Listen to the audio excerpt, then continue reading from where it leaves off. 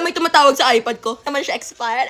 Uwi ko lang galing Batangas at gumawa tayo ng... What's in my matcha? Actually, yung laman nito, mga daily essentials ko lang. And girl, wala ditong dildo, okay? Save ka dito. Hala! Unahin natin yung mga skincare ko. Ito yung ginagamit ko sa face ko.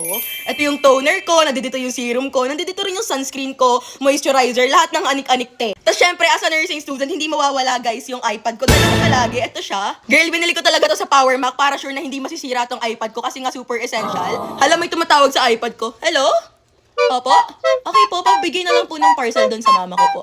Okay po, thank you po. Hindi ko alam kung hindi ko ba na-charge tong iPad ko at gutom na gutom siya, girl. Sa ate, bilang babaeng over naman talaga sa arte. Ang OA ang arte. Hala! Siyempre, yung aking makeup kit. Ay! Kita nyo ba tong spots na to? Ito yung mga eyeshadow ko. Then, ito yung blush on ko. Ito yung contour ko. Ito yung powder ko. Then, itong white. Almost perfect shade naman siya, diba? Ito yung ginagamit ko for foundation. And ito naman yung lipstick ko. Medyo parang gutom na yung lipstick ko, no? Naman siya expired.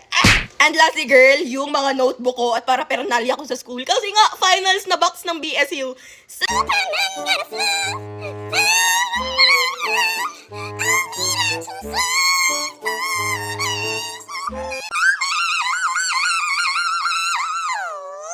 nandito dito sa loob na to yung pencil case ko. Maladoraemon lang to na.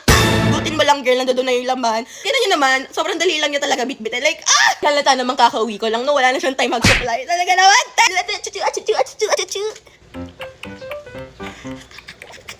What if yung dalawa sa dede ko? Say bye, baby. Bye.